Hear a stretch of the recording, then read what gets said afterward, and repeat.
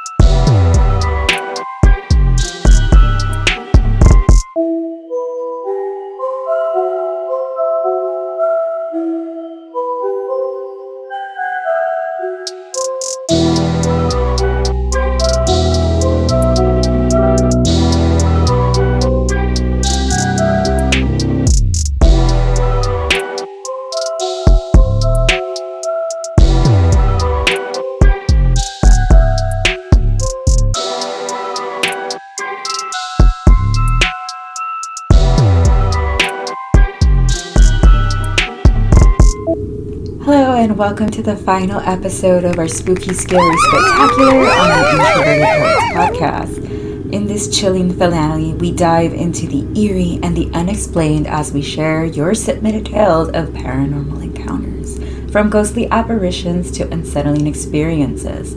We're here to explore the spine-tingling stories that keep us up at night.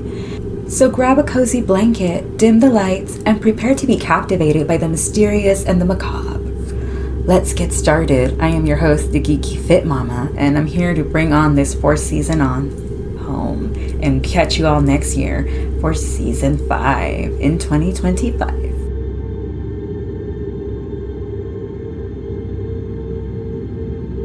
I'm a bartender server in a local restaurant here in town. I've been in this location for 3 to 4 years, and it's across a hospital. So there's a lot of traffic, a lot of local businesses. So it's a pretty busy restaurant. And since I've moved to this location, a lot of people have expressed their experiences with, I guess you would say, some paranormal activity.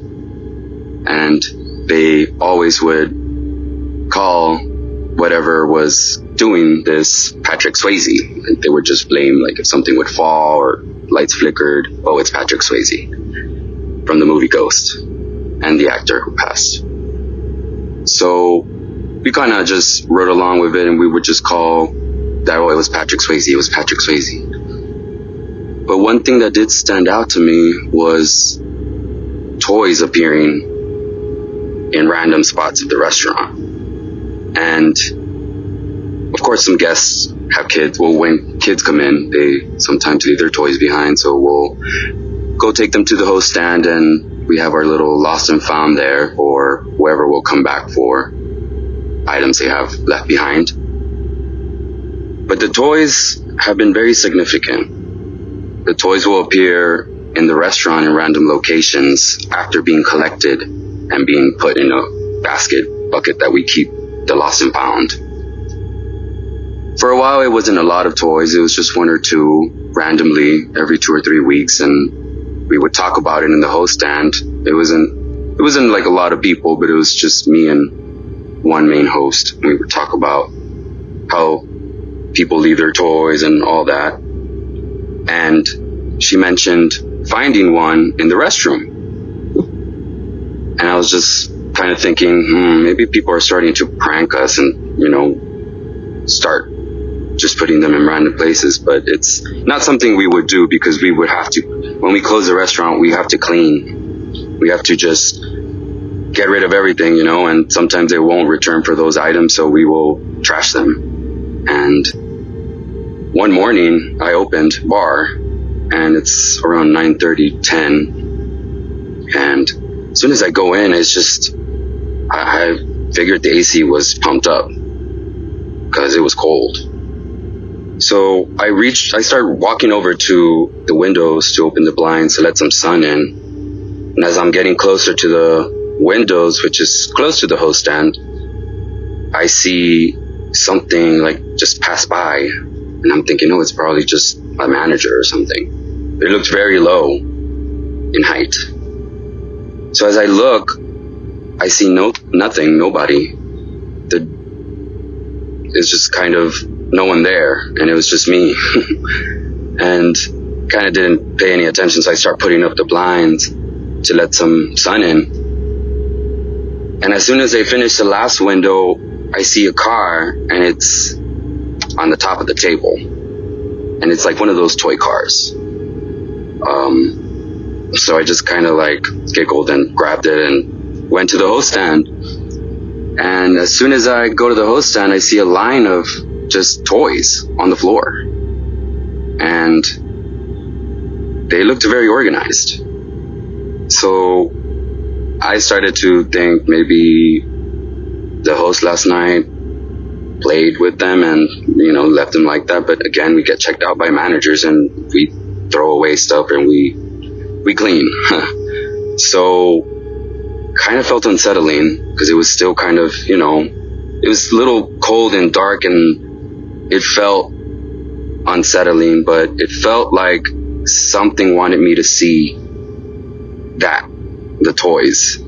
And I didn't really think much of it, so I went about my day and started opening, and the host comes to me and she asks me, hey, what happened to all the toys?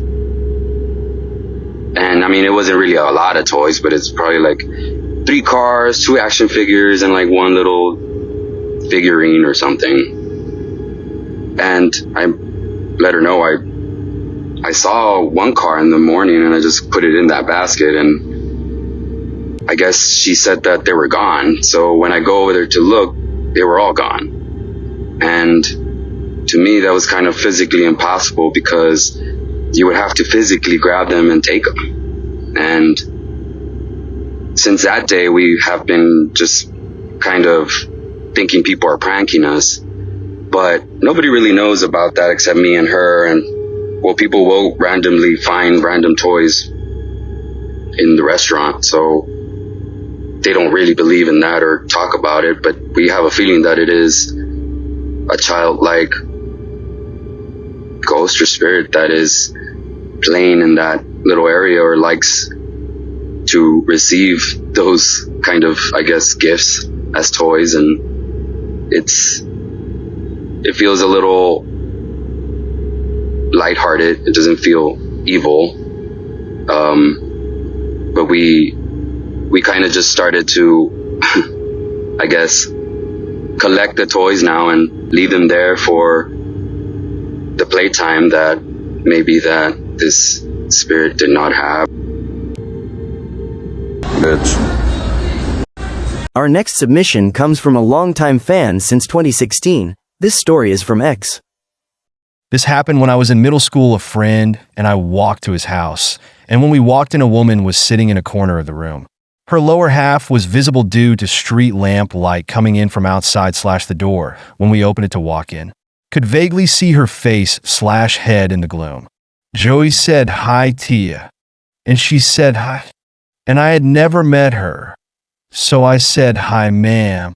And she said hi, me, Joe. Was it? We walked past her and into Joey's room for the Sega Genesis game we were looking for and left. She wasn't there when we walked outside. When I asked Joey outside who the lady was, I thought it was strange because there was never anyone ever at his house except his mom and dad. He said it was his aunt, and then he stopped and stayed quiet for a little bit. Then he burst into like hysterical crying on the street. He kept telling me she was dead. She had died, and I was scared shitless. So we ran to my house on Gustavus Street. Mom and Dad were sitting outside on the Galleria, and we ran up and Joey was still crying, hysterically hugging Mom. I was freaked out and explained what happened. Mom called Nose Mom, and she walked over to our house, and it took her a while to get him to calm down and come home. He was afraid to go back because he thought he'd see her again. But Mom and his mom convinced him it wasn't bad or scary. She just came back to see him. One of the craziest fucking things I've ever experienced. Ask Mom next time you talk to her to see if she remembers. I've never forgotten. As mentioned by our guest narrators, that was a story submitted by a longtime listener, fan, and family member known as X. Now, our next story takes us back to the little island full of haunts in Texas known as Galveston. Probably wondering what makes Galveston so spooky and haunted, but with our next story and pit stop, you are going to find out exactly what was the natural occurring event that happened that led Galveston to be haunted along with other monumental historical events. Check this out. On Galveston Island, the Hotel Galvez is considered by paranormal investigators to be one of the most haunted hotels in America. Hi, my name is Melissa. I'm the concierge at the beautiful, historic, and some say haunted Hotel Galvez. Come on in with me and let's take a look. Thanks, guys.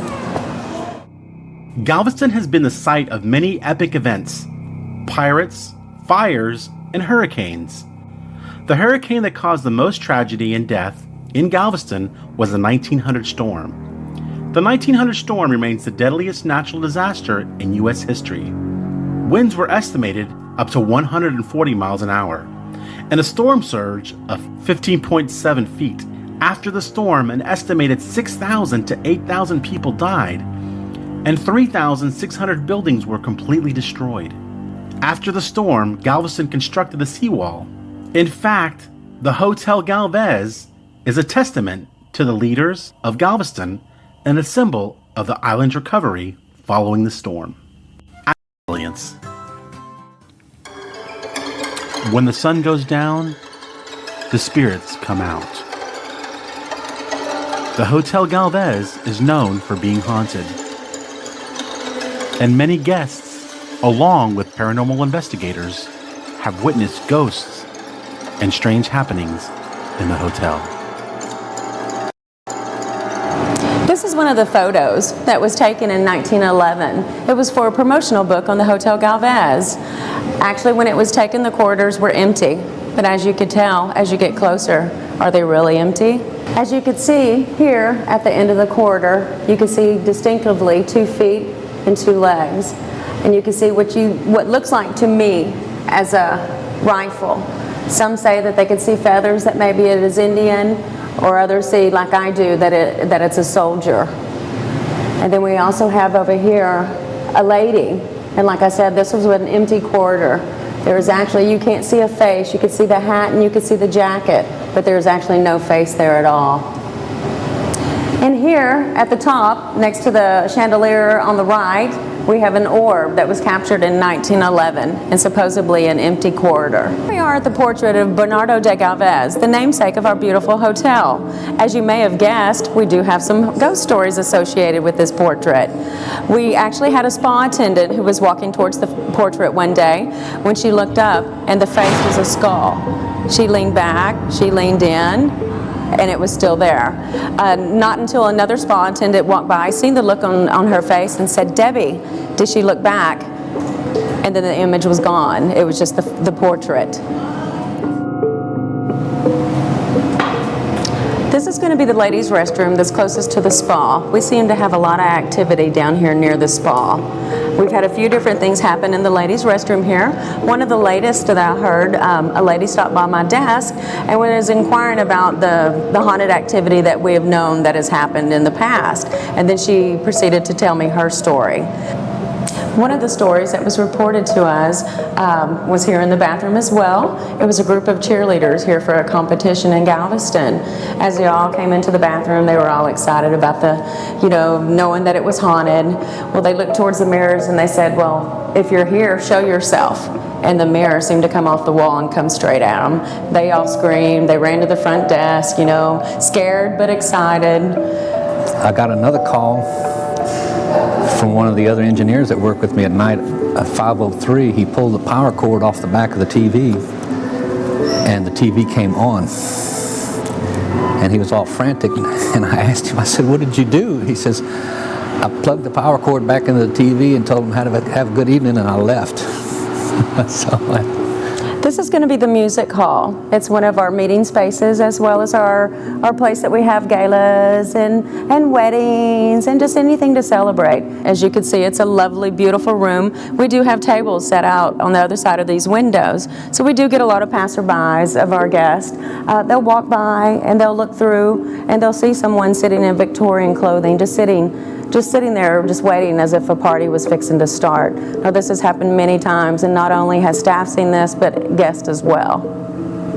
As always, full show notes on where we found our sources and videos on the Hotel Galvez and any other haunting spots you saw on this show, episode, or season will be provided in the description box below.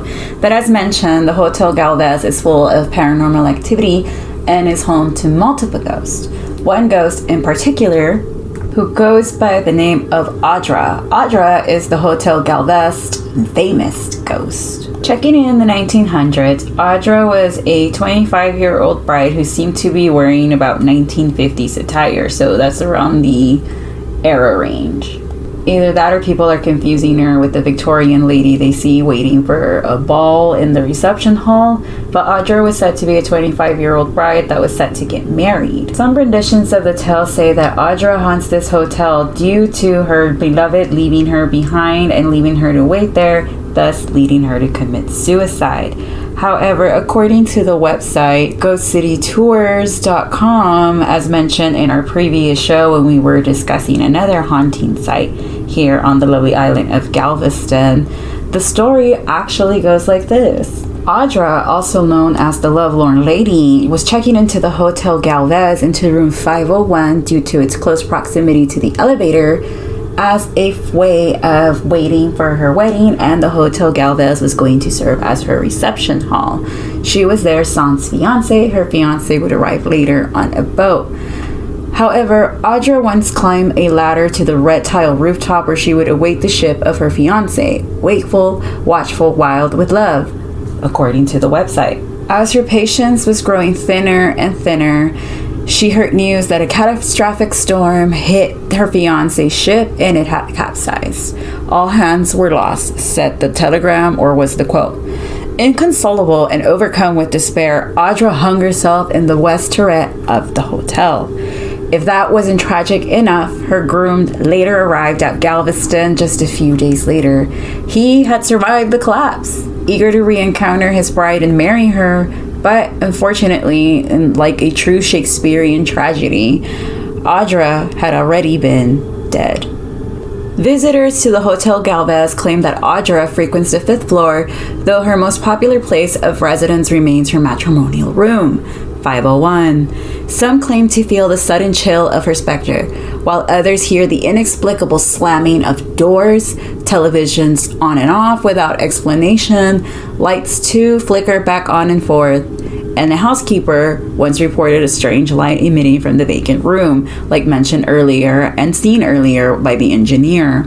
Attendants of the front desk have a particularly difficult time making electronic keys for this specific room. They claim that an unforeseen force interferes with this equipment, making the cards null.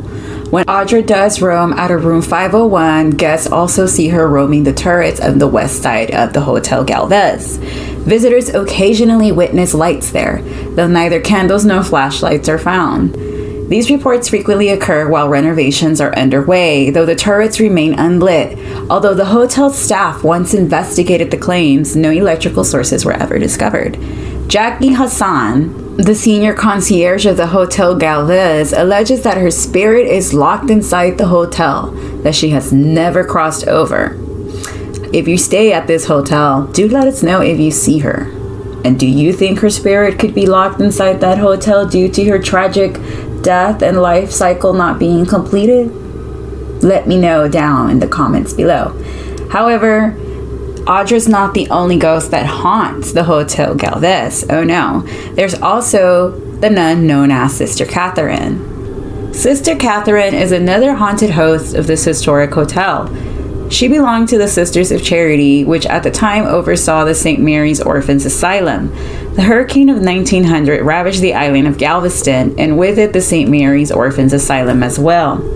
In an attempt to save as many as possible, the sisters cut cloth into rope, which they then tied to the children, which they then tied onto themselves.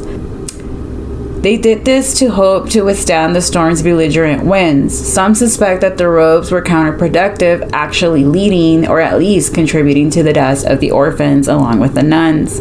90 children and 10 sisters perished in the hurricane. Still attached to one another, their remains were found along the beach of the Hotel Galvez holding hands. Their bodies were buried where they were discovered, leading some to suspect that the Hotel Galvez stands above their mass grave. Therefore, it is no surprise to the visitors that they see nuns and hear children laughing. Aside from Audra, the nun, and other ghosts, phantom children are rumored to stalk the safe grounds of the Hotel Galvez. Visitors often claim to see a small ghostly girl. This unexplained apparition happens near the lobby, gift shop, and staircase. Often seen bouncing her ball, guests report that she wears 19th century clothing. Even construction workers have claimed to see this ghoulish girl. They didn't know that she was a ghost at the time, of course, and notified the front desk that a child was playing near the construction area. Guests hear other phantom children running and laughing throughout the hotel, playing the piano in the lobby, running amok through the halls, etc., doing things that children do. You can listen to the sound of their laughter if you look closely enough or listen closely enough, though the children themselves remain unseen. Some suspect that these are the orphans killed during the hurricane of 1900. If so, perhaps Sister Katheryns lurks close at hand to keep an eye on them. Now, does this make you want to stay at the Hotel Galvez? Those of you that like to see thrills and seek chills, if you ever been to this hotel, please email me or comment down below what was your experience and what if you saw or heard anything. And have you yourself ever partaken into one of these ghost city tours? Did you like it? Would you recommend it? Is it something you would do again? And how was your experience with that? Please let us know. That was quite the story told from the legendary Hotel Galvez located off the island of Galveston, Texas. Tours can be taken of the haunted Hotel Galvez located at 2024 Seawall Boulevard in Galveston, Texas by visiting the website Ghost City Tours. Full show notes on where we got our information will be in the description box below. Now on to further south at the border. As we approach the season finale of the Introverted Poets Podcast and the ending of Spooky, Scary, Spectacular, we want to embrace the rich tapestry of languages that reflect our diverse community. On this episode, we're diving into a haunting tale that perfectly captures the essence of our spooky, scary, spectacular theme, but here's the twist. We'll be reading a part of the story in Spanish, honoring the bilingual spirit of our podcast and bringing an added layer of depth to the narrative. Imagine dimming the lights, feeling the chill in the air, and letting the rhythmic flow of Spanish weave a haunting atmosphere. This story will not only send shivers down your spine, but also remind us of the beauty found in our cultural differences. So grab your headphones, get cozy, and let's step into a world where shadows dance and words echo in both English and Spanish. Are you ready for the chills to come? De estas leyendas existen algunas variantes transmitidas por distintas generaciones. Por ejemplo, la maestra Aida Verala, autora del relato Un encuentro inesperado, y únicamente entrelacé testimonios orales de un hecho que transcurrió lejano a nosotros. Algo circunstancial y fantástico, tradicionalmente en los casinos español, filarmónicos Victoriense y salones Alianza, cada sábado se celebran bailes que en las décadas de los 1940 y 1950 eran de las principales fuentes de diversión en Ciudad Victoria. Con la presencia de muchas muchachas cazadoras, la fiesta que voy a referir sucedió en el salón de la Sociedad Mutualista de la colonia Maligno, fundada a finales del siglo XIX. María Elena llegó al baile en compañía de unas amigas, quienes tuvieron que hacer hasta lo imposible para que aceptara la invitación. Ella era secretaria en una oficina de gobierno y no obstante que trabajaba de lunes a viernes, prefería quedarse en su casa los fines de semana, al amparo de actividades domésticas sin doblegarse a los placeres que ella calificaba mundanos, pero esta ocasión decidió romper la rutina. Apenas entraron al salón, algunas miradas indiscretas voltearon hacia ellas, quienes se sintieron extrañas en su ambiente de pleno apogeo y jolgorio, donde los bailadores se movían al ritmo de las melodías de la orquesta. Los gatos negros de Tampico no tuvieron problemas para encontrar lugar donde ubicarse, trasladándose junto a la pared donde los organizadores habían colocado una hilera de sillas. Las cuatro se sentaron entre risas y cuchicheos. María Elena vestía falda amarilla con blusa del mismo color, pero en tono más bajo, que la distinguía del rostro del grupo. Por tal motivo acaparó la atención de algunos pretendientes que se acercaron a solicitarle los acompañara a la pista del baile, pero ella se negó una y otra vez inventando cualquier pretexto. No me gusta la orquesta, mejor espero a que toquen los príncipes del swing de Rudy Valera. No sé bailar música tropical. Argumentaba a cada momento cuando algún caballero se le acercaba con pretensiones de invitarla a bailar a la pista. De pronto, bajo el marco de la puerta apareció un hombre elegantemente vestido con traje oscuro, camisa de seda, sombrero de bombín y zapatos negros de charol. Su aspecto era diferente al resto de los muchachos de clase media. Estaba solo y sonreía con éxtasis, luciendo en su chaleco un fistolillo de oro. Varias de las jóvenes adivinaron inmediatamente que se trataba de un hombre adinerado en busca de pareja. Mientras los músicos de Rudy incendiaban los primeros compases del danzón Niredas, el personaje recorrió con su mirada aquel sitio hasta encontrar a María Elena. Y enseguida se dirigió galantemente a ella. A poca distancia clavó sus ojos en la dama y con su voz dulce, lenta y cadenciosa, extendiéndole su mano, la invitó a bailar. A ella le pareció raro que el desconocido usara guantes blancos y después de aceptar la invitación, en pleno bailó le preguntó: ¿por qué usas guantes en este clima tan caluroso? Es para no dañar su piel de terciopelo, señorita, respondió maliciosamente. Aquel halago a su vanidad provocó un ligero escalofrío en todo su cuerpo, y sin pensarlo se acercó al bailador, quien con más confianza apretaba su cintura. Al otro extremo, sus amigas veían la esencia, imaginándose un cuento de hadas. A ese danzón siguieron boleros, charchá y pasodobles, lo que se repitieron aquella noche hasta que los filarmónicos marcaron el final del entretenimiento. Entonces María Elena preguntó la hora a su compañero, y sin quitarse el guante miró el reloj y dijo: solo unos minutos y serán las 2 de la mañana. La noche lucía con una singular pureza, cuando el grupo decidió salir a la calle para dirigirse a sus casas. A pesar del cielo despejado, apenas se veían algunas estrellas que iluminaban plácidamente el panorama celestial victorense. En miedo del inevitable desvelo, el caballero ofreció acompañarla a su hogar. Ellas aceptaron temiendo que les pudiera pasar algo, pues si iban solas. Caminaron algunas cuadras hasta llegar al puente del río San Marcos. En sus raquíticas aguas se balanceaban las ramas de los sabinos y se podía respirar la humedad o escuchar claramente la corriente del agua que bajaba desde el cañón de la Sierra Madre. De pronto el hombre se detuvo ante María Elena y el resto del grupo se adelantó un poco para no interrumpir el romance.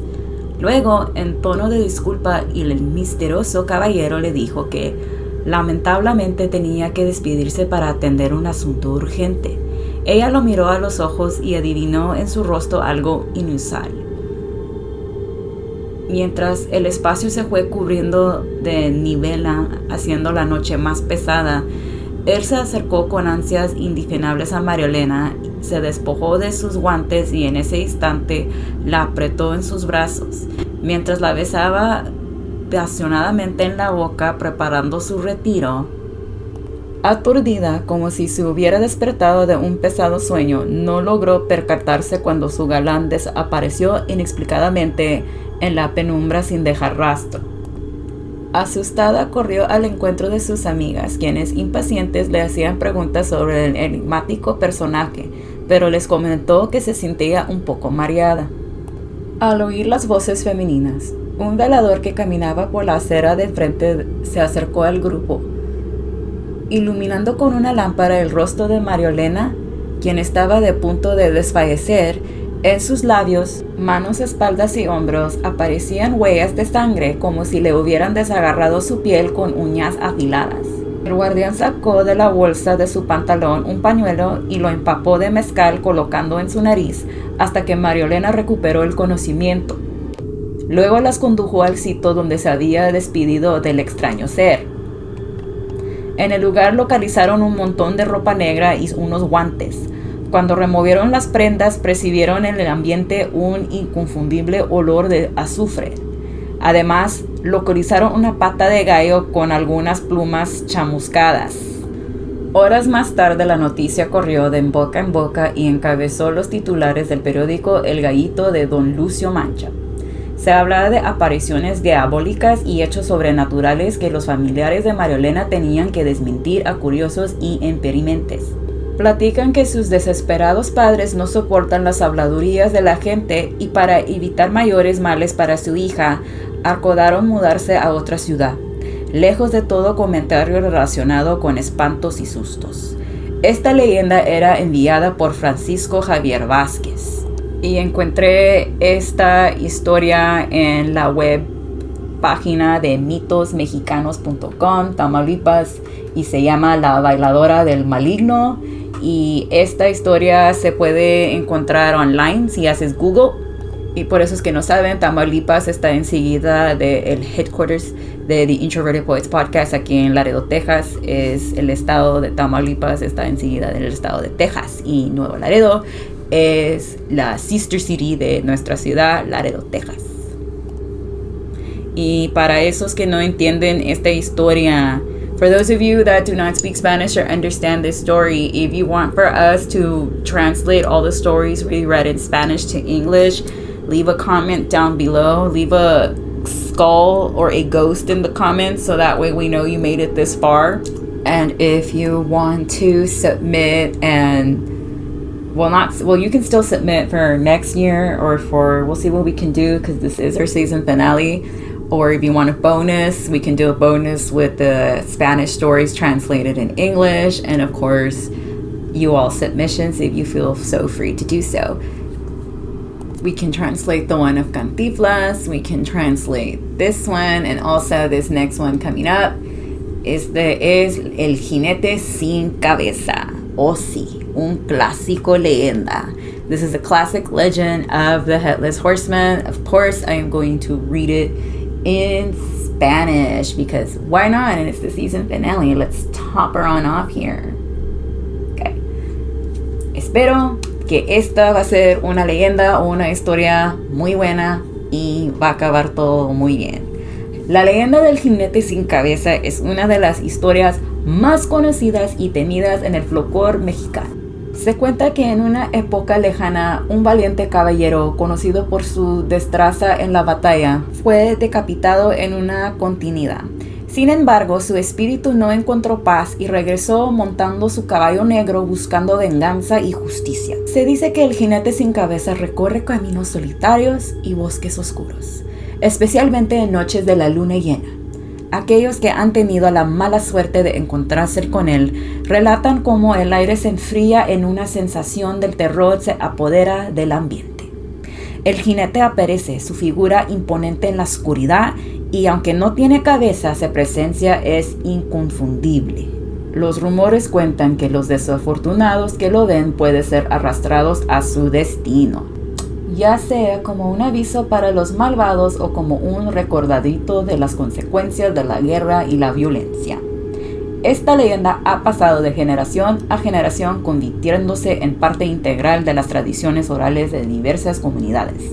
Las historias del jinete sin cabeza es un símbolo del miedo y la justicia, recordando a todos que el pasado nunca se olvida y que las acciones tienen repercusiones incluso más allá de la muerte. Esta es la leyenda del jinete sin cabeza. So that was the legend of the Headless Horseman, known as Ichabod Crane. And as mentioned, if you want these stories translated in English in a bonus episodes with extra submissions, please comment down below. Now, with this concludes our season finale and our season 4 of the Introverted Poets Podcast, Spooky, Scary, Spectacular, and our season overall. Thank you everyone that submitted spooky, scary stories. Thank you once again for joining us on this introspective adventure, sharing your thoughts, poems, and contributing to our vibrant season and, of course, community. We're already excited about what Season 5 has in store for 2025. Expect fresh voices, deeper dives into poetic themes, and new ways to connect. Until then, keep writing, keep dreaming, and remember, your voice matters, and this is your safe space. See you next season.